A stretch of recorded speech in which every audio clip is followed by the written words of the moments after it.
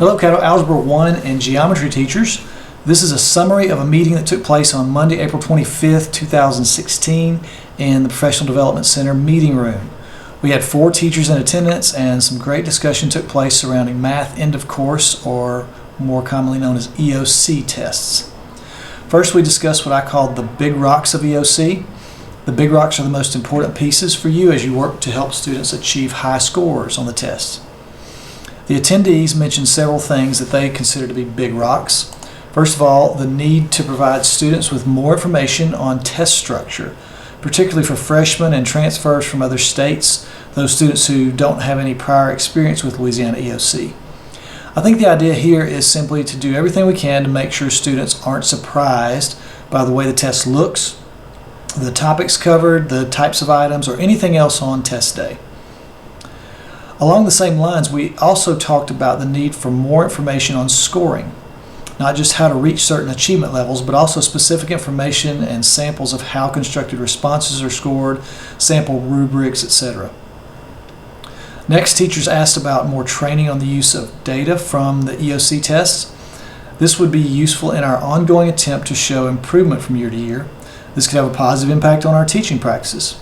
It could help us to be more focused on common struggles. The final big rock was the need to make all EOC resources available and easily accessible to Caddo teachers. I certainly want you to be the most well-informed and supported math teachers on the planet.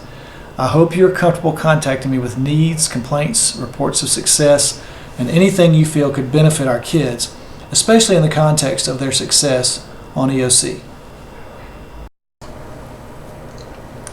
After thinking about what might be big rocks related to the EOC, we got more specific by thinking about common student struggles.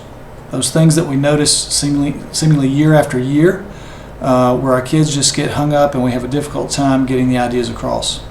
This discussion led to what I plan to focus on in our upcoming professional development opportunities this summer and into the 2016-17 school year.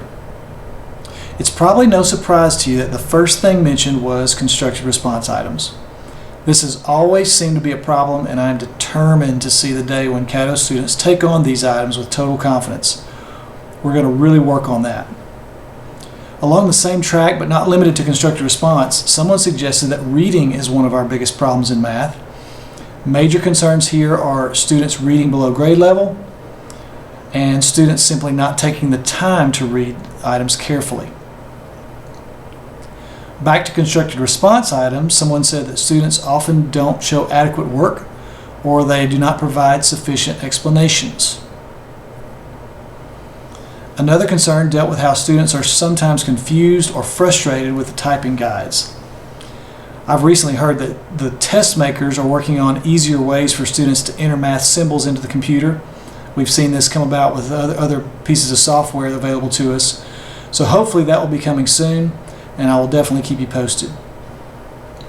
Finally, just looking at multiple choice items, we discussed how students tend to fall for the distractors way too easily. Those wrong answers that are usually there to represent common student struggles.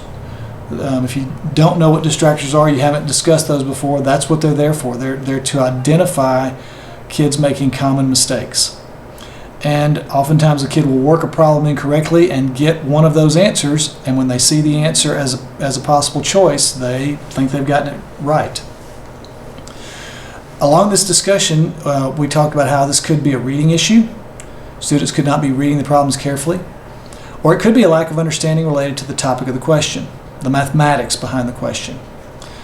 Again, we will be addressing this and all of these common struggles throughout the summer and in the 2016-17 school year. So stay tuned for details and please be a part of those training sessions that we provide, and then we'll also try to do video summaries to follow up in each case. After hashing out several common student struggles, we tried to focus on some positives and thought about what is working. One teacher shared that he believes he is seeing success by focusing throughout the school year on math as a language. In fact, most of what we talked about in this session was things that are continuous throughout the school year, not just one-time things that we need to work on. But in this particular case, more specifically, this teacher works with his students on translating from our English language to the language of math. For example, translating verbal or written expressions, written phrases, verbal or written phrases, to numeric or algebraic expressions. You could also think about it as translating verbal written sentences to numeric algebraic equations. This is definitely worth your consideration if you're not already spending ample time with it. Very important part of the problem-solving process on EOC tests, particularly on the Algebra 1, but also on the geometry. Another teacher shared of her efforts to go beyond just working problems and requiring students to analyze those problems. She delves into specific test-taking strategies with her kids on lots of different problems throughout the school year. Really like this idea and something we need to expound on. Our final discussion in this category, our successes, revolved around a teacher who consistently requires students to show, and I want to point out again the word consistently. This is done throughout the school year. Requires students to show how they check their answers. So requiring them to check them and not just giving them the opportunity to say, yes, I checked my work, but they have to show how they check their work. This teacher also talked about leading students to reread questions after they've solved a problem to make sure they're actually answering the question that was being asked. If you've taught and worked with students on testing for any length of time, this is no surprise to you, I'm sure. Oftentimes students will just read the question, they'll start working, and they will get an answer. Notice I said they will get an answer, but it's not really answering the question that was asked. They didn't finish the work, or maybe they even went too far with it, or just went a totally different direction.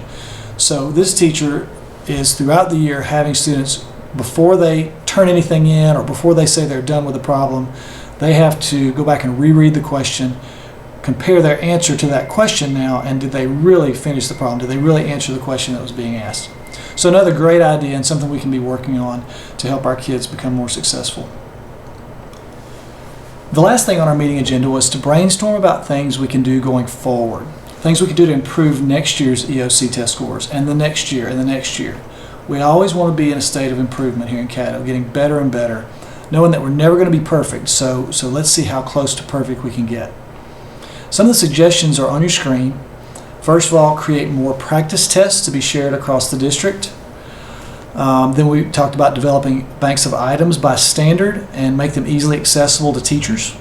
This is something we've actually already begun working on our website. We're providing some grade level and course labeled tabs under our teacher tab on the website, caddomath.org. And what we're trying to do is provide banks of items based on standard, and then also instructional activities and even full-blown lesson plans, primarily project-based lesson plans. So hopefully that'll be there at the start of this next school year, and any ideas you have to expand that, we'd be very open to those, any suggestions you have. The third bullet you see there is provide opportunities for 8th grade math and Algebra 1 teachers to collaborate. You know, this is kind of the basis of the old MSP programs that we don't currently have in Caddo at this moment as far as math goes, working to get those back on the table in the near future. But and when I first started with MSP programs, that's what they were about. They were about connecting grade levels so that teachers at the lower grade level could see where their kids are going, and kids at the teachers at the higher grade level could see where their kids are coming from. And that we could work to bridge the gaps sometimes that happen between going from one grade level to the next. So I thought this was a great suggestion, something we definitely want to consider setting up over the following 12 months. The last bullet you see is to develop summer math projects for students. Now, some of you may not really like this idea, but I've seen this work in nearby districts. It's along the same line of ELA teachers assigning summer reading. What I would not recommend is just giving tons and tons of problems for kids to work, but if we could come up with a set of project-based activities where kids would actually bring a presentation when they come back to school in the fall, but something they would work on over the summer. Maybe we could provide a set of activities and they would choose one or two or whatever we decide to do. Probably would not make this a district mandate, but I would definitely encourage you to consider this at your own school sites, and if I can provide some assistance with this, I would love to. I'd be all over it. So we'll be looking into that and all these ideas and any other ideas that come in. And we want to work together to implement these things so that you have everything you need to be your best. So now I would like to hear from those of you who are unable to attend the meeting on April 25th. I believe that the more input I receive from you, the teachers, the better I'll be able to make wise decisions that will benefit our students throughout Caddo Parish. I want to create effective channels of communication between all of us who are working to have a positive impact on math achievement. And if you have a QR code reader, you can scan this code that you see on the screen, and you should be taken directly to a Google evaluation form where I hope you will provide input related to this video and the Algebra 1 and Geometry EOC tests. If you do not have a QR code reader, you can type the URL on the screen and also find the Google form in that way. If you will send me an email when you've completed the form, I will send you a CLU certificate for 1 hour. Oh, and just so you know, we had some great giveaways at the meeting, including a brand new TI Inspire CX calculator teacher bundle.